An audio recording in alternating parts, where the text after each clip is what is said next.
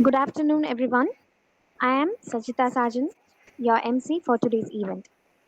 The trouble with fiction is that it makes too much sense. It is imaginary, creative, but rooted in reality. The webinar, Prospects of Research on Fiction, will show the various areas of research on fiction. A smile is a universal welcome. A hearty smile and warm words always enlighten spirit. I invite Dr. S. Angeline Femlet, Assistant Professor of Nanjal Catholic College of Arts and Science, to welcome the participants. Good afternoon, everyone. Literature is a luxury. Fiction is a necessity. It's my pleasure to welcome you in the webinar on prospects of research on fiction. Fabrics of institutions remain unshakable when the base is strong. So is the Secretary of Nanjal Catholic College of Arts and Science serves as an epitome of this webinar. It's my honor to welcome Reverend Father Eckermans Michael in absentia on behalf of the Department of English. As plot as the soul of fiction, it's my privilege to welcome the thoughtful and benevolent soul of the webinar, who always initiates and supports all our endeavors. Amidst his busy schedule, he's here to encourage and support us with his inaugural address. With the principal of Nanjal Catholic College of Arts and Science, Dr. A. Meenakshi Sundararajan. On behalf of the Department of English, I welcome you, sir. Protagonist is an advocate or champion of a particular field or idea. So is the distinguished chief guest of the day, Dr. S. Paraja, Associate Professor of English and Zonal Coordinator, YRC, Department of English, Namala University, is a gem in the field of fiction and research. On behalf of the management, Department of English, I'm honored to welcome you, sir. Theme is an idea that recurs or pervades a work of art, of literature. Henceforth, the head of the department, Mr. R. Ruben Rajashekar, and Dr. S. Sushma Jennifer have propagated and disseminated the ideas on organizing this webinar. On behalf of the staff and students of Department of English, I welcome you. Setting initiates the main backdrop and mood for a story. Without this, fiction cannot be successful. Last but not least, I welcome the participants from other colleges, our own staff and students to this webinar. Once again, I welcome you. Let's together have a happy lunch. Thank you. Thank you, ma'am, for your warm words of welcome. With us, we have a man of simplicity, patience, and compassion. It's none other than our beloved principal, Dr. A. Meenakshi Sundararajan. Sir, I cordially invite you to deliver the inaugural address. Sir, please. Thank you.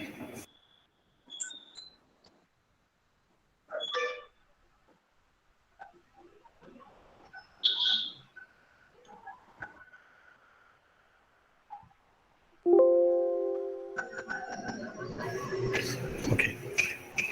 Dr. S. Paraja, resource person of this webinar, Head Department of English, Dr. Ruben, faculty members from the Department of English, and participants of this webinar. Good afternoon to each and everyone.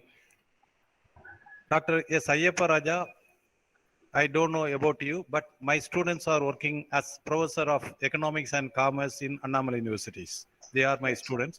Nearly 10 of my students are working as associate professor and professor in the Annamalai University. So I am really congratulate.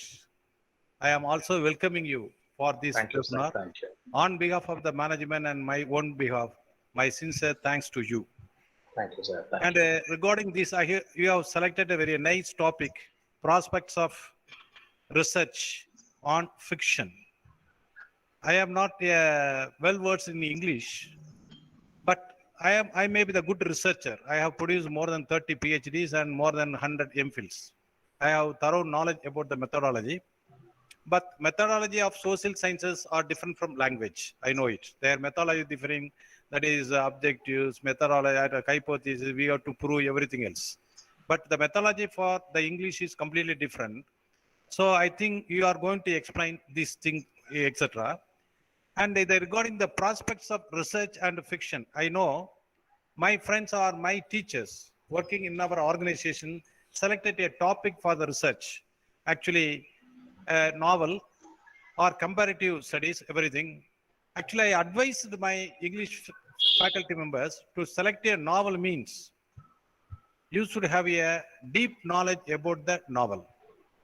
So only if you are having the deep knowledge about the novel, you can proceed it, then your findings will be okay, or findings will be useful or truthful. Otherwise, it is not wise. So many things is in the research now. Now, when I was doing the research, my research was different from this year. You are in the innovative world. So you are using actually you are using many webinars. You are using online classes, everything. You can easily collect the materials. But in my days, it was very difficult. You have to go and approach the people and collect the information. I know many English professors in our college met the author personally and conduct the interview on the basis of the information given by that author itself. They wrote their thesis. But here, there is no need to meet the author itself. Actually, now we have received so many comments about the novel. Somebody said it is a critical analysis there, positive analysis there in the subjects. So when you are writing all these things, you have to consider critical analysis and positive analysis. But my opinion in the research is the researcher thinks that they have to give only positive result. No, I am for the critical analysis. In the case of novel or comparative studies, what is your view on that novel? You need not worry about you need not worry about others' view, whether it is correct or not. You are the researcher, you are the researcher, you are having the deep knowledge about the novel. You have collected so many references, you wrote so many review of literature, so you are having the deep knowledge about the novel. What you think about the novel? That is the things I want the research. Whether that novel is good or bad, throughout the world, that novel was appreciated. Even Shakespeare, you said, Shakespeare is celebrated. What is your opinion about the Shakespeare? Or what is opinion about Pernod? It is the real research. So whether Pernod is a big man, okay, appreciated by all. As per my opinion, what about the Pernod, sir? What is his caliber? What is his knowledge? He is a very caliber man. We know. We have to accept it. But what is, as a researcher, what is your view? What is your actual findings? It should be represent the thesis. Then only it is called as a real research. Even actually that many novels translate in English. For example, Tirukkural.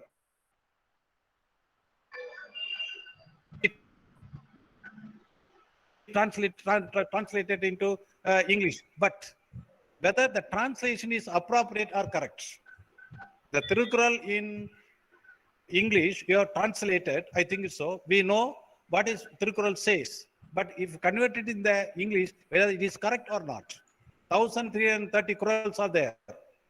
But what they said in the other language, in Tamil, what they explain this in English, whether it is okay or not. Otherwise, the truth of the novel may be different. If you convert it into English, actually convert to English, if the meaning is different means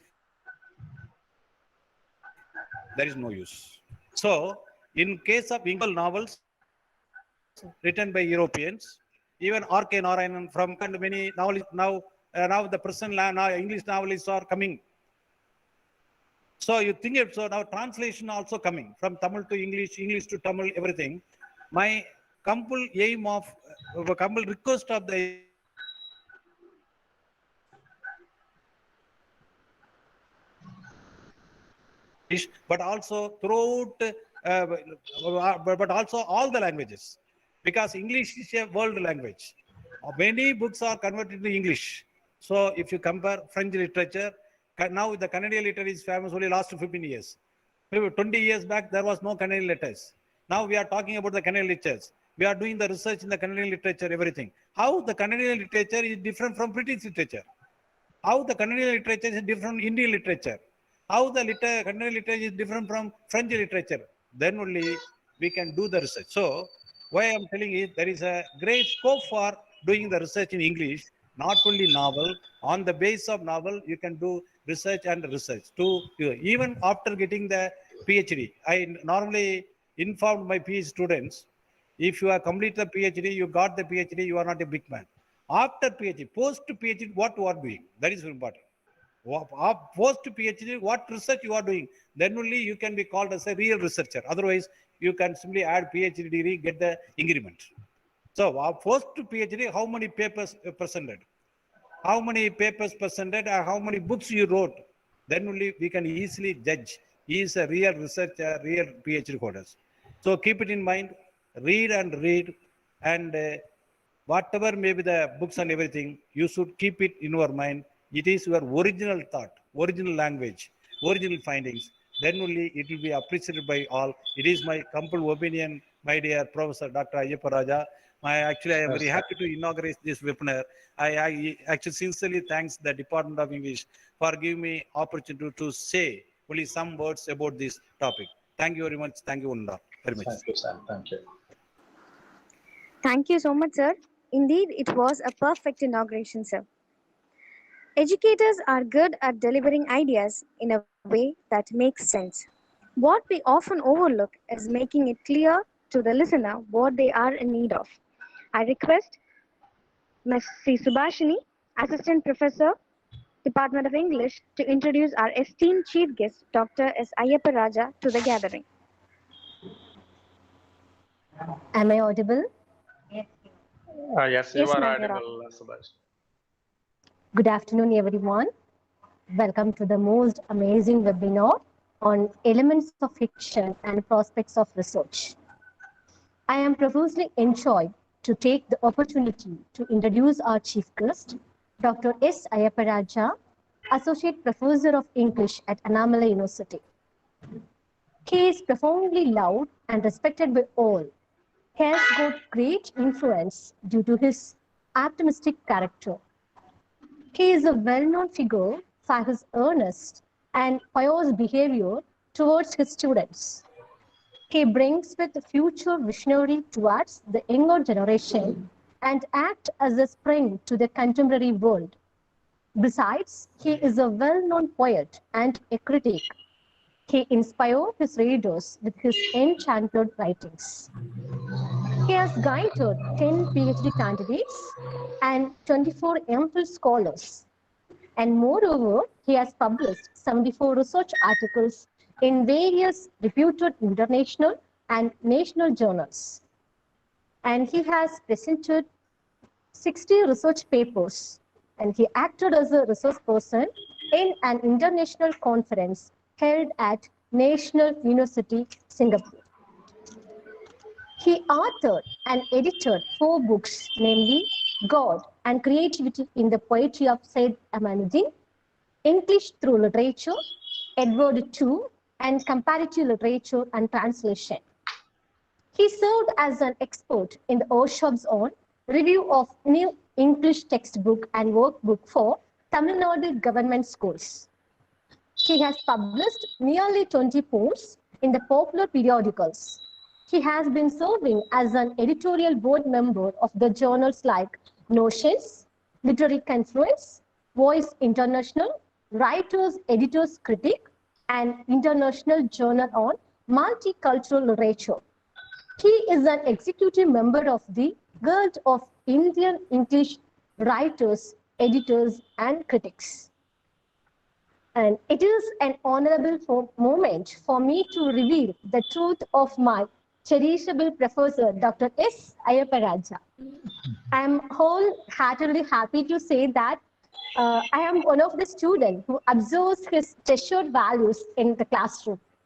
And I think that those knowledgeable words should make my students more fruitful in their lifetime. Henceforth, we have arranged this webinar to empower you all. Plenty of people miss their share of happiness not because they never found it, but because they didn't stop to enjoy it. My dear students, suck the nectar and enjoy this wonderful day. I request my sir, Dr. S. Sya Paraja, to take over the session. Sir, please. Thank you. Thank you so much, Subhashini. Shall I begin? Yes, sir. Fine. Kindly allow me to present my slides there. As a host, I can make myself as one of the hosts. I would like to present the slides.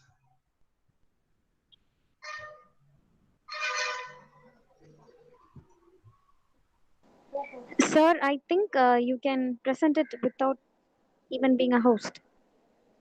No, I won't mean that. Allow me to present Yes, sir, the sure, sir. slides. Yes. You're. Otherwise, I won't present the slides there to the viewers.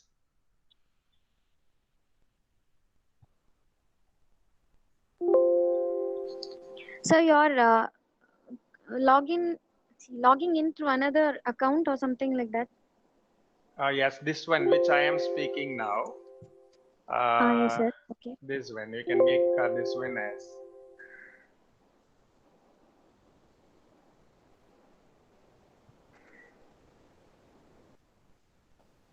Still, I am getting that the difficulty of showing my slides there.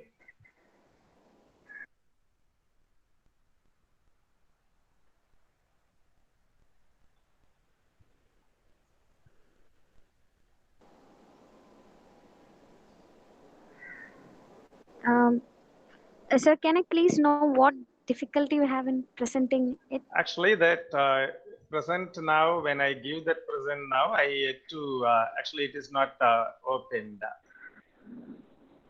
That's a problem.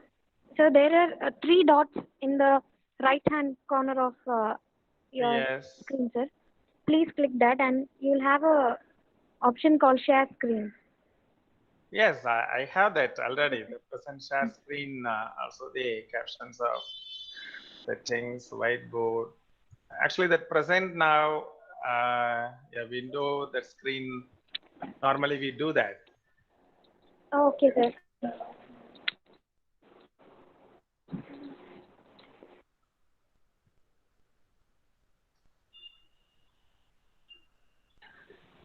Sir, good evening. Sir, Yes. first to open the PowerPoint, Yes, that's fine. then go for that present now. That is another option. I can do that.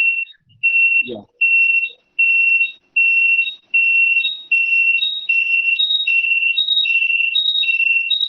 Yes, it comes, I think so. Then select the A window. Exactly. Thank you. Thank you so much, dear friend. Yeah, thank you.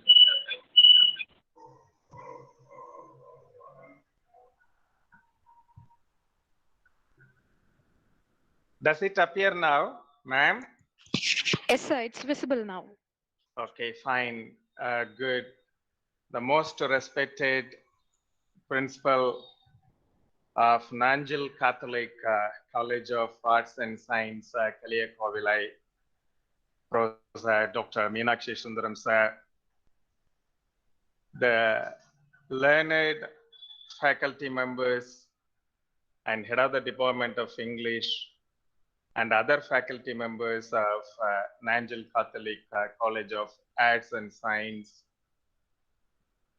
Dear friends joining at different parts of the country, dear student friends, very good afternoon to one and all. Importantly, Professor Subhashini, who was my student at present serving as assistant professor in Angel Catholic College of Arts and Science. Especially, I thank her for having invited me to share my views on elements of fiction and the prospects of research to her students. Very good afternoon to one and all. The first question I would like to ask to you, and what is the use of literature and what is the purpose of studying a novel in particular? And I would like to refer the poetics of Aristotle. And Aristotle mentions that the purpose of reading literature is in fact wisdom, getting wisdom as well as delight. Any literary work that provides wisdom and delight, happiness, that primarily we get happiness as well as instruction about our life. When we study the works of Shakespeare, for example, the great tragedies of Shakespeare, automatically we get instructions, knowledge about our life. If we study Macbeth, then we come to know how to avoid vaulting ambition. And we come to know to avoid vaulting ambition in our life. And when we study Othello, then we come to know we have to avoid the suspicious nature. When we study King Lear, then automatically we come to know about the old age weakness, When we study Hamlet, then we come to know we have to avoid procrastination, the postponement. So any work of art, any literature, any genre, whether it is novel or a poem, whatever it may be, we study them primarily for pleasure. Apart from that, to get instructions about our life, to derive intellect, to get wisdom. Then here we find that fiction, novel, and there is always a difference between the write-up that we find in a magazine or in a newspaper or in a creative work. And there is always a difference between the writings, the academic writings, and then the creative writings, academic writings and the creative writings. Here, I bring to you two different types of writings, but both they speak about the capital city of India, Delhi. And one passage that we find is taken from Encyclopedia of Britannica, and another one is taken from the creative writing of Kushwant Singh, namely Delhi, a novel. So both discuss about the city Delhi, and we are going to see the difference between them. In that first passage that appears on your screen, in that you find that the academic presentation, more formal presentation, the short and the concise objective presentation, the details about the city Delhi. State, population 2001 census, 13 million, more than 13 million, northern central India, and the capital city of India, bounded by the states of Uttar Pradesh and Haryana. The city lies astride the Yamuna River.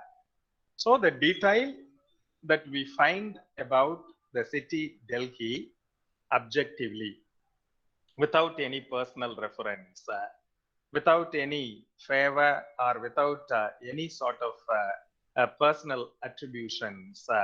Here we find this passage is taken from the Encyclopedia of Britannica. It is a note about Delhi. Then we find in the fictional work Kushwant Singh's Delhi, a novel. And here Kushwant Singh presents the details related to a description related to Delhi. I quote, I returned to Delhi as I returned to my mistress Bakmati. When I have had my fill of warring in foreign lands, Delhi and Bakmati have a lot in common. Having been long misused by rough people, they have learned to conceal their seductive charms under their mask of repulsive ugliness. It is only to their lovers, among whom I count myself, that they reveal their true selves. Here, you find that the glimpse of the creative writing in the first person narration, more just like autobiographical one. Here, Kushwant Singh presents about his views, his personal views about the city Delhi. So this is the difference that we find between the writer who writes the encyclopedia about the facts related to the city Delhi in that small space given for him. In the as well as we find that he does not want to tell us about himself or his feelings and make us feel any particular emotion about the city. That's why I tell you, he focuses only the objective aspect of the city Delhi. On the other hand, the writer, the novelist, and he speaks about the subjective aspects, personal aspects.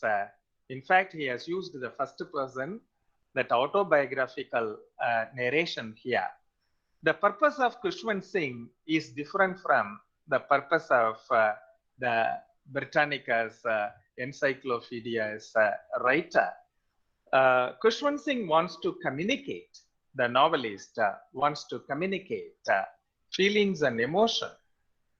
Hence, he wants the reader to feel what he felt about the city Delhi.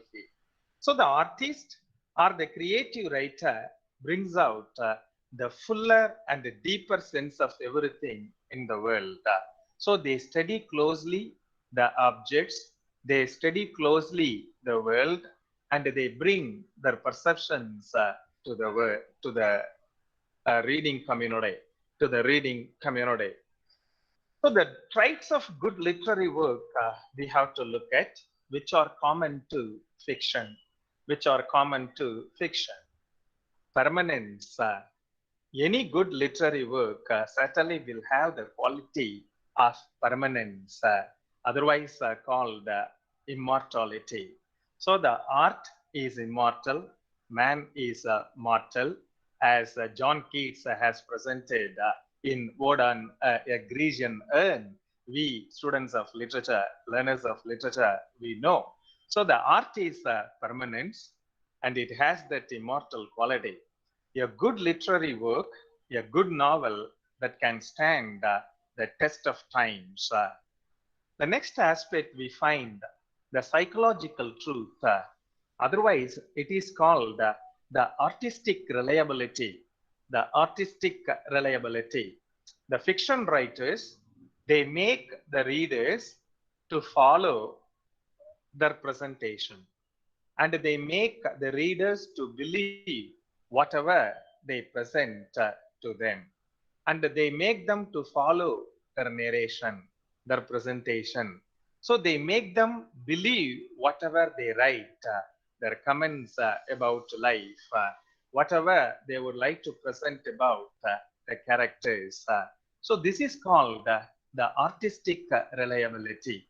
So the writer can make the readers to believe whatever the writer presents in his or her works. The next aspect we have to look at that the originality. So originality in research, as our honorable principal has mentioned, originality is essential in research. We should not simply copy any other works. We can term this as plagiarism. So originality, yeah, literary work also can stand on its own, but at the same time, the themes of this life already have been explored by various writers at various points of time. Hence, in one way or other, and there is some sort of imitation that we can find. At the same time, in the treatment of such themes, the writer can maintain the originality. That is essential. Then the next aspect we have to look at the technical skill, otherwise termed as the craftsmanship, the technical skill, the mastery of using the language, or that the components, fictional components, and all that come under that section, that technical skill. The moral consciousness is foremost important. The moral consciousness is the foremost important, the top priority of any writer. Fiction writer is no exemption to it. Fictional writer or a novelist cannot be exempted from this important duty. Moral consciousness, we find that any good work of art or any novel or any poem that can present instruction to life. At the end, the writer should adapt the poetic justice, that good should be rewarded and evil should be punished. The writer, the novelist, has to make the evil doer to suffer, to suffer for the sin, to suffer for the crime. And the novelist can make the good person to become happy at the end. So moral consciousness is essential aspect for any writer, especially a writer of fiction. Permanence, as already I told you, literature expresses and communicates the thoughts, feelings, and attitude towards life, and it has that permanent impact on the readers even after passing many generations. Shakespeare lived long back. Still, Shakespeare is relevant today. And we study Shakespeare for the betterment of us. The next aspect, as already I mentioned, the psychological truth, otherwise termed as the artistic reliability or the fidelity of the artist. That's why R.J. Rees, the eminent critic, has mentioned that the good work of art or a good novel that holds a mirror up to nature, that reflects some thought or feeling which we immediately recognize as being true to life. So making that such a realistic picture, or at least maintaining that fidelity, artistic reliability, is an important duty of any fiction writer. Then, as already we discussed, originality. This is another important quality, and R.J. Rees considers that, of course, no work of art can be original through and through. Completely, we cannot state that this work is original, because writers have already dealt in one way or other with almost every imaginable human story or situation. There are numerous writers, and they live at different, they have lived at different points of time in history. So they explored various aspects about life, the common themes of life. Hence, maintaining that through and through complete originality is not possible according to R.J. Rees. The renowned 20th century critic T.S. Eliot too has mentioned in his Tradition and Individual Talent, in that work he has mentioned that how Shakespeare influenced Ben Jonson. In fact, Shakespeare served as a model to Ben Jonson for writing the dramas, and there is the imitation, and that we find in Ben Jonson's works. In the same way, Sophocles served as a model to Aristotle. Aristotle got that various ideas from Sophocles. Any writer, for that matter, gets that influence from the writers of the past. And this important truth is presented by T.S. Eliot in his work, Tradition and Individual Talent. Even the writers who lack that inspiration can focus upon the works already written, and automatically they will be inspired by those writers, according to Ralph Waldo Emerson, who has mentioned this idea in his work, The American Scholar, the renowned American scholar. Then, hence, the writers have already dealt in one way or other with almost every imaginable human story or situation. Then, how can we bring that some originality there? The answer is the novelist may nevertheless see an old story or an old idea in some quite new light, in way of looking at the themes, the common aspects of life with different perceptions, with different that views, perspectives the writer can see and then bring them into the work of art or in his or her fictional works. For that matter, related to originality, if you look at the works of Shakespeare, none of Shakespeare's plays was original, we can say, because all these stories and characters were borrowed ones. For example, Hamlet and Macbeth, and they were the real, they were the real, in fact, they were the real historical figures, characters referred to by Holinshed chronicles. Shakespeare made out of these figures very truly original, in the sense that he had brought them in a new and fascinating light. So he has used the raw materials, the characters, the historical figures Shakespeare has borrowed, and then made them in a new and fascinating light. In the same way, we can look at that Murder in the Cathedral of T.S. Eliot. And every one of us, we know about the conflict, the quarrel that occurred between Sir Thomas Becket and Henry II. Sir Thomas Becket was killed by the king, and we know that the 12th century incident, we know that. But the real greatness, that originality that lies in T.S. Eliot when he wrote that the verse play, the form by the name the murder in the cathedral, murder in the cathedral. So we find that the originality, that means that how that the new light has brought into that old existing incidents, characters, and themes. The central themes of all literature, life, love, and death, we find are in themselves unchanging. So are most of our ideas about these great subjects.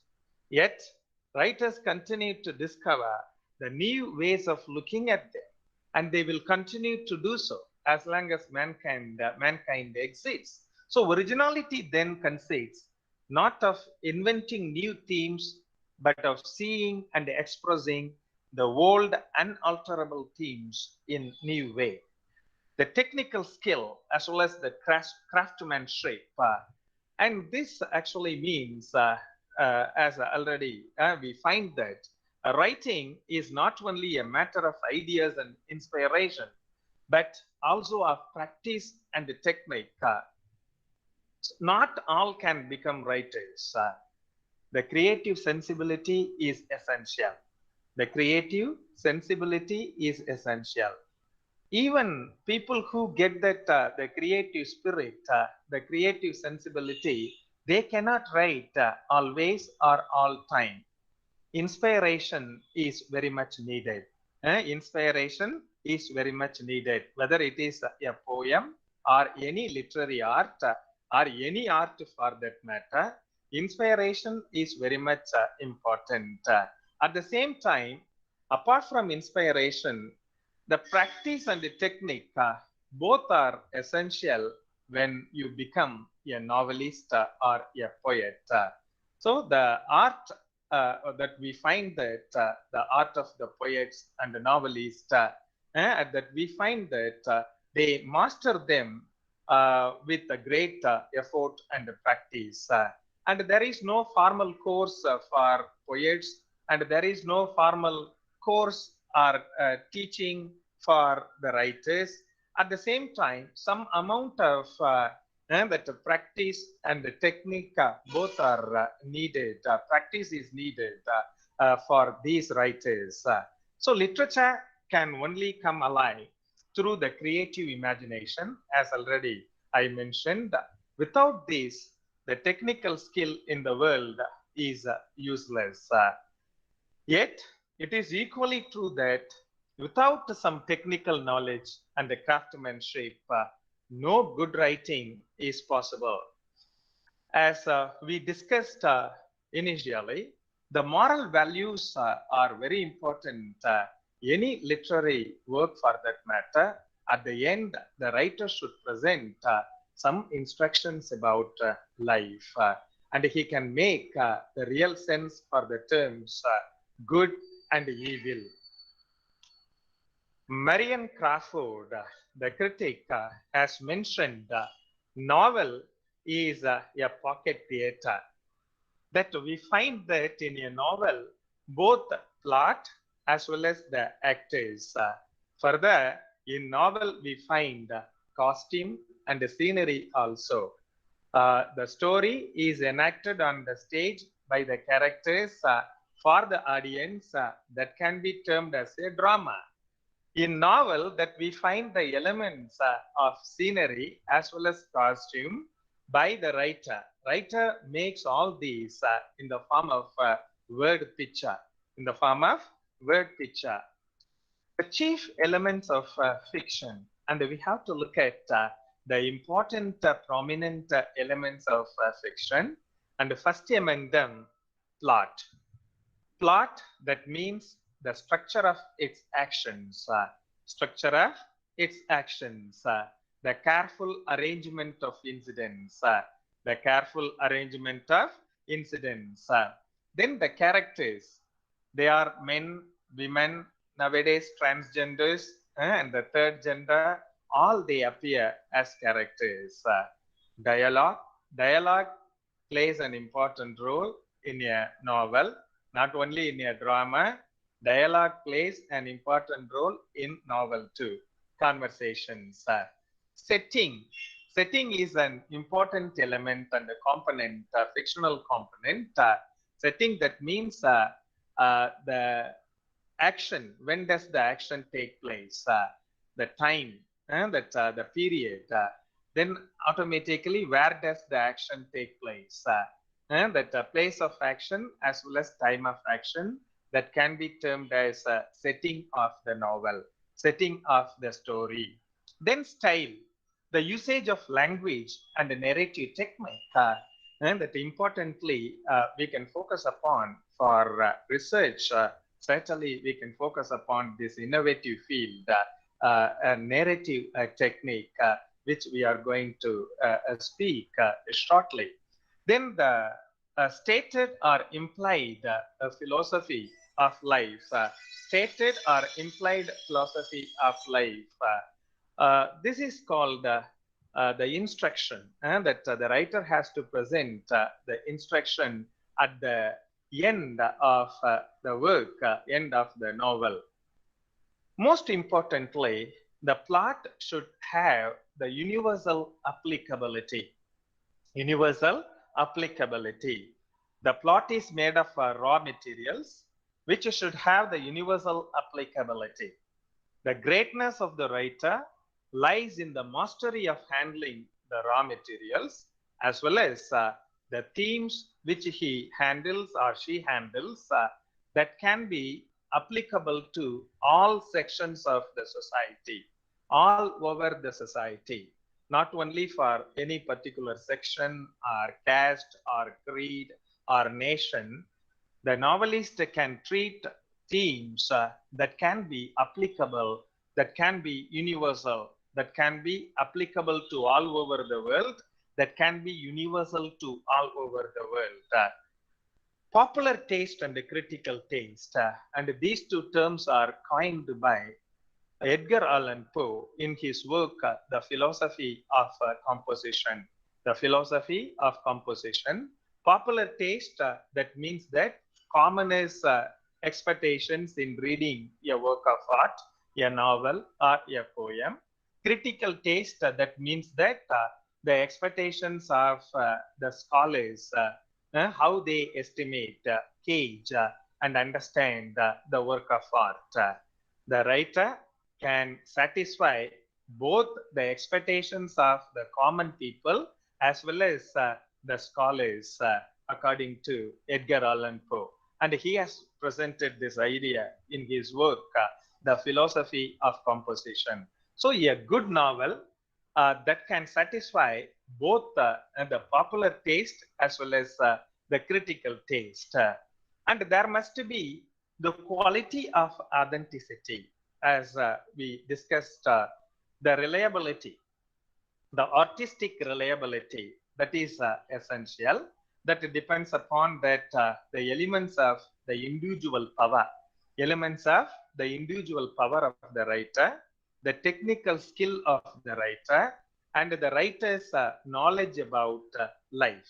Writer's knowledge about life. Knowledge of life may be obtained in various ways by the fiction writer, by the writer of fiction, by the novelist. The first one, the writer can get the knowledge of life.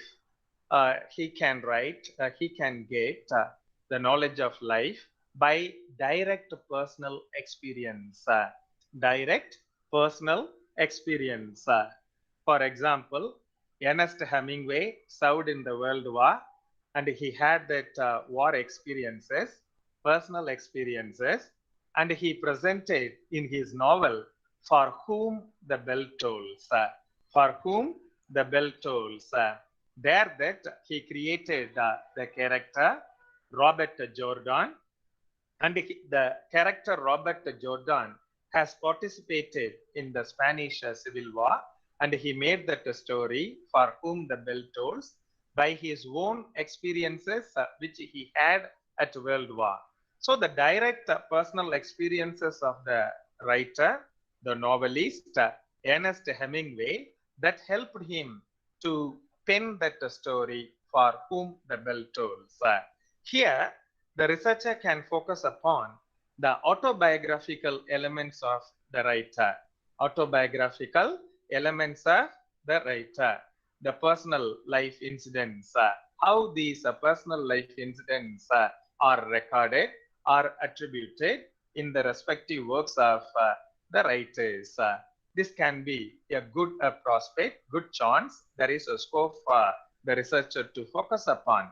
In the same way, knowledge of life may be obtained by reading books, magazines, and newspapers. For example, the Indian diaspora writer Rohinton Mistry, in his novel Family Matters, and he presented importantly the violence that occurred after the bomb blast there in Mumbai in 1992. The subsequent violence, the aftermath of that bomb blast that occurred in Mumbai, and he recorded all this violence committed by the RSS workers in his novel Family Matters. In his novel Family Matters. Here we have to look at one important aspect.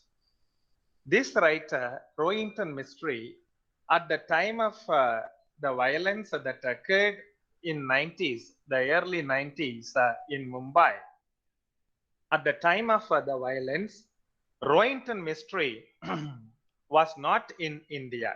when violence occurred in India, when violence occurred at Mumbai, Rohinton Mistry was not in India and he was living at the time in Canada. But at the same time, he got that knowledge about the violence by going through the books written by many writers, newspaper articles, magazines, the news stories that appeared in magazines, and he collected all of them. And then he created his fictional work, Family Matters, and then he included them into his fiction. He included the incidents of violence in his work, Family Matters. So here we find that though the writer didn't experience at first hand, he did not have that knowledge about the violence that occurred there at Mumbai. At the same time, he came to know about the violence perpetrated by RSS workers by reading that different magazines, newspaper reports, and then he brought them in the form of fiction, Family Matters. And there you find that the references related to the violence committed by these forces, RSS workers. There is ample scope for research for any budding and that aspirant researchers to look at how the writer may get knowledge of life, and there is scope for doing that research. And then the authenticity of the portrayal of such incidents. Then we find that conversation, knowledge of life may be obtained by the writer by indulging or involving in conversation with other people. Here, one example I have given, Alex Haley's The Autobiography of Malcolm X. Malcolm X, the human rights activist who lived in America, and he was assassinated. And Alex Haley, the writer, and he had continuous conversations, interviews with Malcolm X, and he derived knowledge about the activities of the human rights activist Malcolm X, and he recorded all these events in the form of the autobiography, in the form of a fictional work, the autobiography of Malcolm X.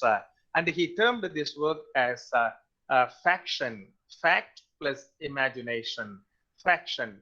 He called it as fact plus imagination, faction. And half of them are imagination, and half of them are real facts he derived from first hand from Malcolm X and the human rights activist. And there is ample scope for the researchers to look at the reliability of the presentation of Alex Haley in his portrayal of all these human rights champions. So the real creative genius can have the power of absorbing and utilizing all kinds of material derived from all kinds of sources. So whatever the source is available, the writer can focus upon and then can bring that such elements, such knowledge into his or her writings. So the sheer power of realistic imagination that helps the writer to attain the substantial fidelity even when he is handling scenes and incidents which have never come within the range of his own experience and observation. That's why I told you Rohinton Mistry was not present when violence occurred at Mumbai, and he was living at the time in Canada, but he has presented the authentic portrayal of the violence that occurred in Mumbai, the perpetrators of the violence, by going through different sources. So though the writer may not come within the range of that such events or incidents, but at the same time, the writer can bring such elements in his or her writings. The next important component that we find plot, and two types of plots we can find, loose plot and organic plot. The novel of loose plot and the novel of organic plot. Here we find plot, already I told you, the structure of actions, the arrangements the arrangement of events and incidents. So the novel of loose plot we can take up. The story is composed of a number of detached incidents and having the little or logical connection themselves. So number of detached incidents and they are connected together, and the unity of narrative depends not on the machinery of the action but upon the person or the hero, the central figure, and who forms that the nucleus, and he finds the scattered elements together. For example, Daniel Defoe's Robinson Crusoe. In this novel, that we can find that many incidents or detached incidents are put together in the form of a novel, and one central character, that Robinson Crusoe, and he takes part in all these incidents, and he is the cohesive force, and he connects that all the incidents. So the hero, the person, and he connects the central figure. He connects, binds the scattered elements. Such a sort of novel can be termed as the novel of loose plot. Another type we find that the novel of organic plot, and here the episodes are well connected as integral components, and it has a neat plot pattern also. For example, Henry Fielding's Tom Jones, that we find that well connected incidents, events, we find that. Then normally plot begins with exposition, then we find the complication, then we move to climax, then denouement or resolution. Denouement or resolution. Exposition, that means the presentation of important background information. Presentation of important background information. So the introduction, sort of thing, exposition. Then exposition, the action further rises through a complication. In complication, we find that the building of tension, tension between two opposing forces that we find, complication.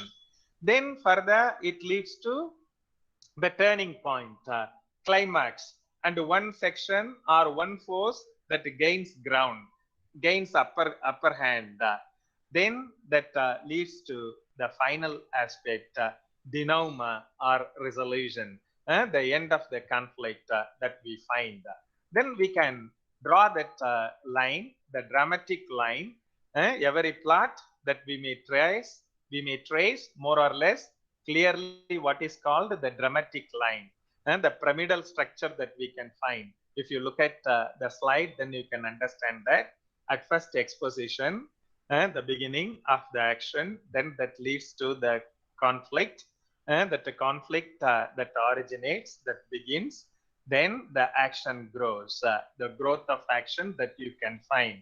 Then it reaches the climax, the turning point, where that one side gains the ground. Then automatically the falling action that starts, the resolution or denouement, the falling of action that occurs. Then finally it goes to catastrophe, where the conflict is brought to close. The conflict is brought to an end, brought to close. And this is called the dramatic line of action. This pyramidal structure is called the dramatic line of action, dramatic line of action. So when we take plots, that we can find two types of plots. One is a main plot, where we find the primary series of events of the main story that we find in main plot. In subplot, we find that secondary series of events are the subordinate to main story that we find there. The subplot sometimes presents a contrast to the main story, a contrast to the main story, that is called counterplot. One example I can give to the learners, you can find that Ernest Hemingway's To Have and Have Not. This is a novel written by Ernest Hemingway, To Have and Have Not. And here we find that main plot as well as the subplot. The main plot treats the story of Harry Morgan and Mary Morgan. And this couple Harry and Mary, and both of them are economically poor. This couple is poor couple, but at the same time, and they have a strong relationship between them. They have a strong relationship. Their bond is well connected. Harry Morgan and Mary Morgan. On the contrary to the main plot, we can find a counter plot in the form of a subplot there. And in this subplot, another couple that leads life, Richard Gordon and Helen Gordon. And this couple is economically rich, but in the relationship, they experience bitterness. And that failed relationship. The relationship is failed one because the extramarital affairs of both the husband and the wife. Richard Gordon, and he develops a relationship with another woman, Mrs. Bradley, and Helen Gordon, the wife, develops an extramarital affair with another man, Professor Mac Walsey. So here we find that the difference between the main plot and the subplot, the contrast, one couple leads life peacefully, happily, in spite of severe economical strain. Their bond is so strong. On the other hand, the another couple, though economically they are rich, but they suffer. In the relationship, they fail due to their extramarital affairs. This can be termed as counterplot. So any researcher for that matter can focus upon this sort of aspect related to the main plot and then the counterplot, otherwise called that the subplot. Then another important element that we find in fiction characters, a novelist's success in characterization necessarily depends in part upon his faculty for graphic description. The art of characterization is an important component in that important characteristic of any novelist or writer. So the novelist should help us by his description to a vivid realization of the appearance and the behavior of his people. And there are two types of characterization that we find. One is direct or analytical. Another one is indirect or dramatic. One is termed as telling. Another one is termed as showing. I will show you the examples. First one, we can find that the direct or analytical characterization. Here, this passage, already we find that it is taken from Delhi, a novel. We can find that the characterization of Bhagmati and the character by Kushwant Singh. It is the same with Bhagmati. Those who do not know her find her unattractive. And she is dark and has pock marks on her face.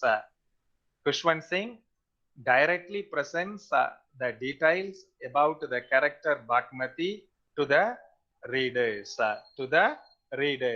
This sort of presentation is called the direct or analytical characterization. The another one, the indirect or dramatic narration, the indirect or dramatic characterization. In this element, we find that this passage is taken from To Have and Have Not of Ernest Hemingway. Ernest Hemingway presents about Richard Gordon and Helen Gordon, the differences that occur in their life, as already I told you, due to their extramarital affairs. Both the husband and the wife, and they have extramarital affairs. Hence, the relationship is not fruitful, and that is almost to be broken. And here that we find that evidence. Love is just another dirty lie. Love is ergo pills. Actually, this is a drug used at the time of menstrual pain in America. Ergo pills. to make me come around because you were afraid to have a baby. So the difference of opinion that occurs between the husband and the wife due to the husband's denial of having that baby, as well as their extramarital affairs. Here you can find that love is quinine and quinine and quinine. Once again, the bitter drug. It's a name of a bitter drug used to prevent that malaria. Until I am deaf with it. Love is that dirty aborting horror that you took me to. Love is my insides all messed up. Here we find that indirectly the characterization has been done by Ernest Hemingway, and he has made the characters Richard Gordon and Helen to involve in conversation, and in their conversation the characteristics of them are revealed by the writer, and this is called the indirect or dramatic characterization. When we analyze that characterization, we find that the two types of characters. One is a flat character, another one is a round character.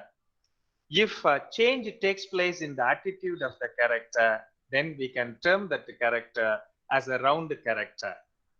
For example, R.K. Narayan's The Guide, we find a character Railway Raju, and he served there as a guide, and then later, and he seduced the wife of another person, and then afterwards he looted the money of her, and he was sentenced in jail, and then he came out and he became a Swami, a Sadhu, and then he served for the people of that village, and we find that the change that occurs in the character of Railway Raju that is very much visible and conspicuous at the end, though it is ambivalent.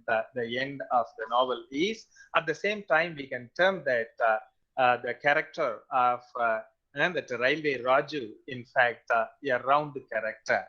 And then we find that another character, the promising matador, who appeared in Ernest Hemingway's The Sun Also Rises. His name is Pedro Romero. And there is no change in the attitude of that character. And he is courageous and he is facing life with endurance up to the end of his life, and he faces and then he has that courage and he has that endurance, the promising bullfighter, Pedro Romero, and there is no change in the attitude of that character. Then we can term Pedro Romero, this character, as a flat character. Then dialogue. Dialogue is another important component of fiction, and well managed, this is one of the most delightful elements of a novel, no doubt about that. So writer's technical skill is very much needed when it comes to dialogue. So its principal primary function is the direct connection with the character, and it has immense value in the exhibition of passions, motives, and feelings. And the dialogue should be natural and appropriate and dramatic. You can find a dialogue in Kushwant Singh's Delhi novel. So in first person narration that we find that the dialogue here that takes place between the narrator and the custom official. In India, we know that the custom officials, not all, and there are sections, and they in fact involve in malpractices. And Kushwant Singh has expressed his contempt against the customs official here in this dialogue that you can find on the slide. So here that the conversation that goes on, the custom official asked about any whiskey, shishki, no tape recorder, transistor or transistor, camera or shamira. You can find that the colloquial expressions are here. And then at the end, the custom official tries to take away the watch of the narrator. And that's why the narrator expresses his contempt at the end in that conversation. So dialogue, if it is used effectively, that can attract the attention of the readers. Then importantly, setting. we move to another component, setting, time and the place of action, both that come under setting, the component, the element setting. The setting in a novel or its time and the place of action that includes the entire milieu of a story, the manners, the customs, the ways of life which enter into its composition as well as its natural background or environment. And I have given you a passage from Trying to Pakistan, the novel which is written by Kushwant Singh. In that passage, that we find that the partition period, the time, the setting is a village, Mano Majra. It is situated on the border between India and Pakistan. Here that it's the beginning of the novel, the first passage of the novel, Trying to Pakistan. Here you can find Kushwant Singh begins that novel with that setting and that the place of action, the summer of 1947, the year also he has mentioned, the period, the time he has mentioned was not like other Indian summers. Even the weather had a different feel in India that year. It was hotter than usual. And here he has mentioned about the summer and then the situation, the communal riots that occurred just before the partition of the country as India and Pakistan. And here that he has maintained that point of view, you can find the last line. The fact is both sides killed. Hindus killed Muslims and the Muslims killed Hindus and the Sikhs. And here in the second paragraph itself, the beginning of the novel, Kushwant Singh has presented authentically and that the incidents that occurred at the time of partition. So Kushwant Singh exactly has presented the details related to the setting of this fiction, Trying to Pakistan, 1947, the year of India's independence, the year of Pakistan's independence, the year of large-scale destructions of properties, lives, that we find that caused by the partition of the country as India and Pakistan. And you find that other writers also, they write and they are, their literary works are called as partition literature. For example, Chaman Nahal, we can find that, Azadi, Chaman Nahal, and we find Manohar Malkonka, Bend in the Ganges, and then Kushwant Singh. Importantly, these writers are classified, and the writings, especially some of these works, are classified as partition literature. So setting plays an important role. Researchers can focus upon the setting of the novel, the year of the novel, in which the action takes place, the place of the action, both are important. In the work, the critical work, the historical interpretation of literature, Edmund Wilson, and he has mentioned that this is a sort of analysis focuses upon the social, political, and the economic aspects, social, political, and economic aspects. And in fact, this is an elucidation of literature with reference to the age in which it is written, the period in which it is written, the age in which it is written, the work of art or the fiction is written, and the conditions prevailed therein. Here that setting plays an important role, and we have to look at that, the age in which, the period in which the novel is written, the place, milieu, otherwise called the social background in which the action takes place. We can focus upon the budding researchers, they can focus upon the setting of the fiction. This sort of approach, in fact, was started by Neapolitan Vico. His another name, Giovan Battista Vico, Neapolitan, related to the city Naples, and he is from the city Naples in Italy. And Giovan Battista Vico, he was the first one to introduce this sort of analysis, the historical interpretation of literature in 18th century. And he did that analysis on Iliad as well as Odyssey, the works of Homer. And he mentioned that Vico has analyzed that, mentioned that when Homer wrote Iliad, Greece was young. Greece was young. So a new country. Greece was new country at that time. So that burning with all sorts of passions, anger, pride, and vengeance.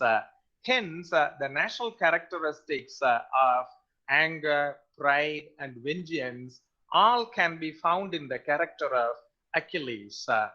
At the same time, when the passions were cooled down after many years, when Homer became old, the country also was settled down.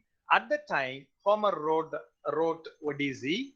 That's why the hero of Odyssey, Odysseus, otherwise called Ulysses, and he became the mother of prudence, mother of wisdom, knowledge.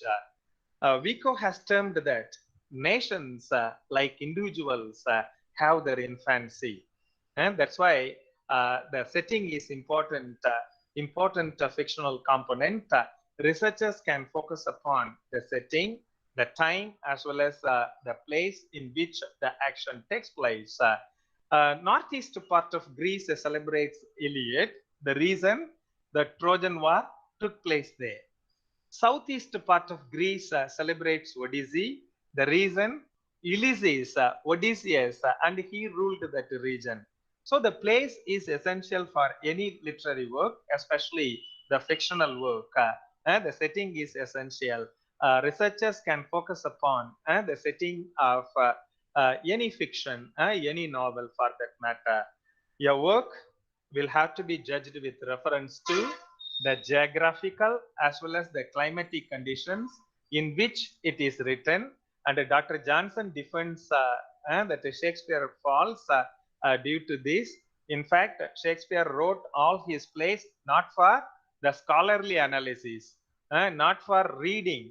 He wrote all the plays for the audience, for entertainment purpose. He wrote all the plays. Shakespeare wrote all the plays for entertainment purpose. And that's why there are flaws that in the works of Shakespeare, but all these can be winked at. Dr. Johnson has mentioned this in his work Preface to Shakespeare. The same idea that we can find in Train to the French critic, and he has mentioned that works of literature will have to be understood with reference to the three interfusing factors, and they are the moment, the race, the media. The media, that means the social background. Social background, the moment, the period, the time, the race of the writer, in which race the writer belonged to, and that got birth. Then media, the social surrounding, the setting, and that is the setting of that particular work. All that are interfused in the form of the literary work. Then come to that very important aspect, the narrative technique that is called the style. The novelist can employ different methods to present the story, and we can find the different modes of narration, ways of narration that we can find. One is the direct or epic narration, just like the historian, and he presents the story in the third person narration. Another one is the autobiographical narration. In the first person, the writer can present that. Then the documentary. This can be unfolded by the means of letters and diaries. Letters and diaries. The fourth one is dramatic or showing. Another name for this is showing. The writer allows the characters to interact themselves, and through that the action moves on, the action goes on, and this is called the dramatic mode of narration. And here the examples have been given by me, and you can find that the telling mode of narration. This is a story. In fact, a passage is taken from the story, Leo Tolstoy's story, Where Love Is, God Is.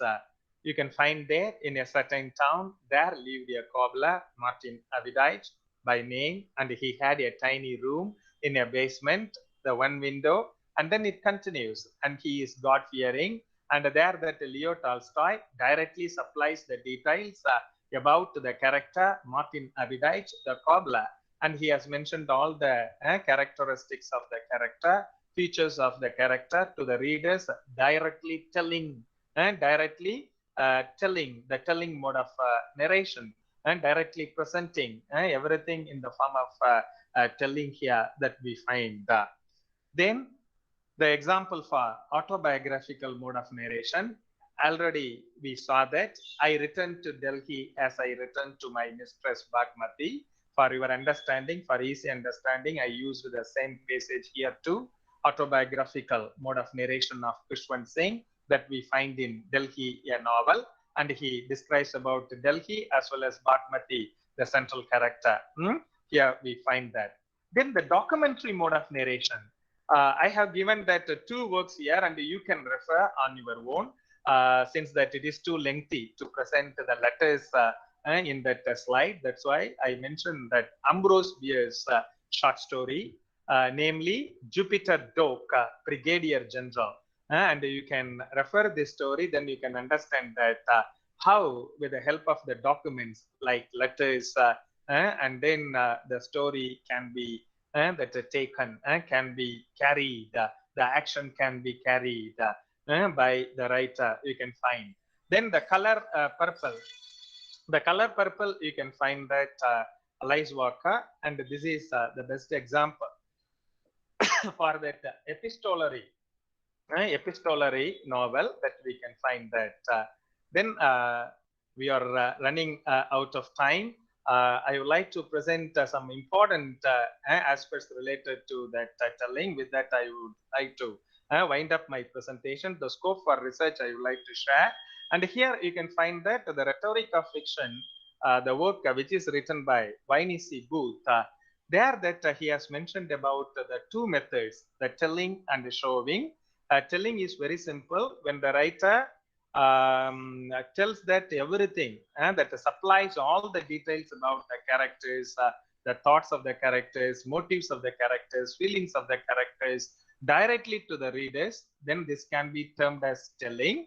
And when the writer allows the characters to interact themselves, and then with the help of the interactions, when the writer moves the story, the action of the story, then we can term that this is a showing. Here we find that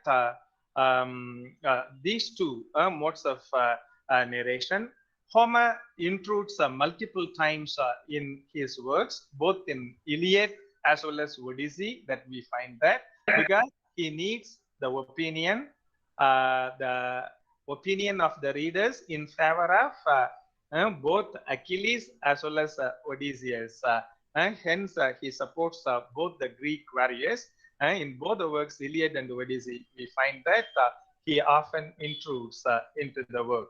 But of late, showing is considered to be artistic, and telling is inartistic. And Flaubert, the French novelist, also, and he likes the objectivity in the narration, or that impersonal or dramatic mode of narration. And he likes that. Percy Lubac, another writer, and he also presents the same idea, showing or objective mode of narration, that he mentions that, and he prioritizes and he gives preference for showing than telling. So any writer, any researcher, budding researcher can focus upon that, the modes of narration, and can do research on research on the narratology of fiction, can do research on the narratology of fiction, the reliability of narrative voice he can do. At times, we can find that the writer involves in overwriting. For example, here that untouchable Mulkraj Anand has described the beauty of Sohini with the point of view of her brother. So no brother can describe the beauty of his own sister. But unfortunately, Mulkraj Anand takes that stand by presenting the beauty of Sohini with the omniscience of, by taking the omniscience of Bakka, her brother, point of view of her brother Bakka. And here we find that overwriting. So researchers can focus upon the overwriting of the writers. So almost we come to the end. Here we find that Another example, Chetan Bhagat, the recent writer, Chetan Bhagat in his work Revolution 2020, and he made the fifth standard boy and girl to involve in conversation. The conversation is about taking that lunch. Only fifth standard boy and girl, they involve in that conversation.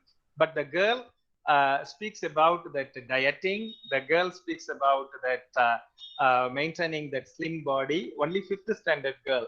So that here I find that in fact Chetan Bhagat has involved in overwriting.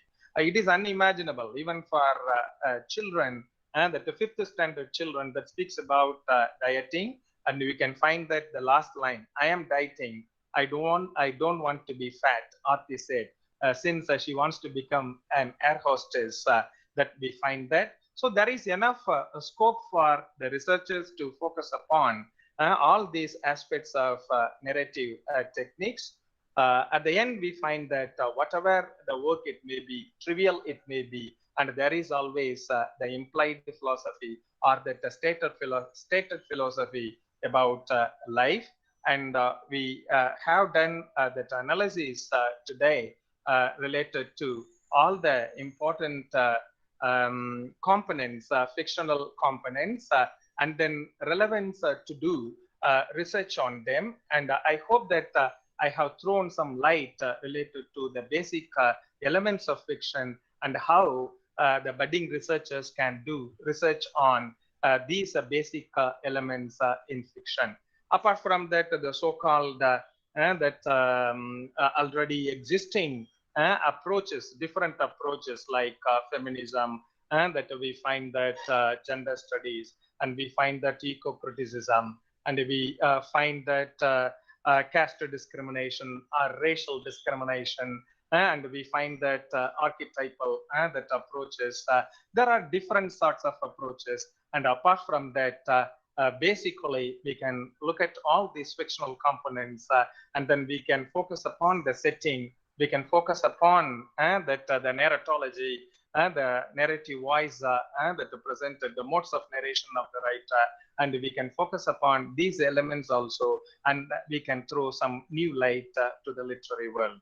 With that, I would like to wind up my presentation, and I thank profusely Professor Subhashini for having made me to come and then talk to her student community and friends, and then having given me the opportunity. And I thank the authorities and management, the faculty members of Nanjil Catholic College of Arts and Science, and I thank all my friends and then student friends, research scholars for listening my presentation, for hearing my presentation carefully up to this moment.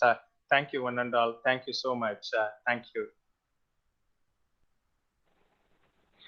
Thank you so much, sir. It was an exemplary explanation of how a person has to be inspirational, practical, and technical to become a good researcher. Thank you, sir. Thank you. Thank you, ma'am. And dear participants, it's time for you to shoot out your questions and queries. So if you have any questions, you can ask the resource person.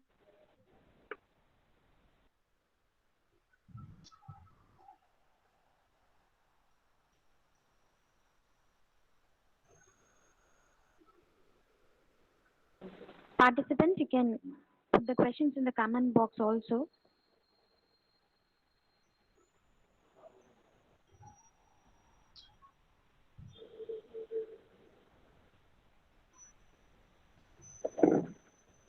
Okay, I think everyone understood things well. So there's always something to be thankful of. And here I invite Ms. S. Rosary Vinenta, Assistant Professor, Department of English, to thank the gathering.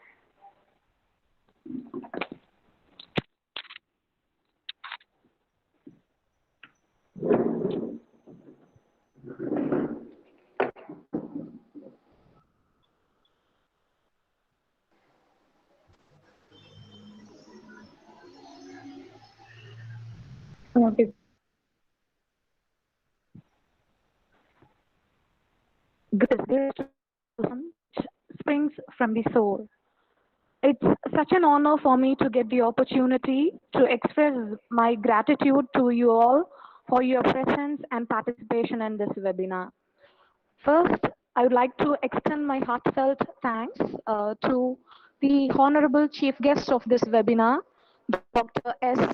Ayaparaja, for taking out time from his busy schedule to grace this event. Thank you, sir, for inspiring us and encouraging us with your words in this seminar.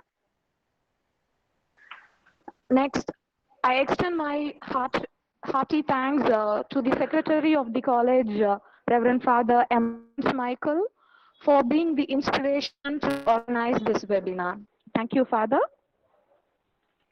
I owe special gratitude to the Principal of the College, Dr. A. Meenakshi Sundararajan, for delivering the inaugural address and for supporting us to conduct this webinar. Thank you, sir. I must mention our deep sense of gratitude and appreciation for Mr. R. Ruben Rajashekar, the head of the Department of English A2, for his leading supervision and guidance that he has rendered to organize this webinar. Thank you, sir. And special thanks to Dr. S. Sushma Jennifer, head of the Department of English A1, for her encouragement and support. Thank you, ma'am. I convey heartfelt thanks to Ms. C. Subhashini, Assistant Professor, Department of English, for convening this webinar and bringing and inviting a wonderful speaker for this webinar. Thank you, ma'am. I also owe generous thanks to all the staff of the Department of English for their cooperation and help to make this webinar a successful one. Thank you, dear staff. I extend my thanks to Dr. S. Angeline Femilet for addressing the gathering with her sweet words of welcome, and to Ms. Sajita Sajan for being a great MC. Thank you, ma'am. I would like to acknowledge our gratitude to all the participants of this webinar for your patience and active participation. Thank you, dear participants. I must thank the staff of the Department of Computer Science for the technical support given to organize this webinar. Thank you all. Once again, I thank everyone for active participation in this webinar. Thank you all.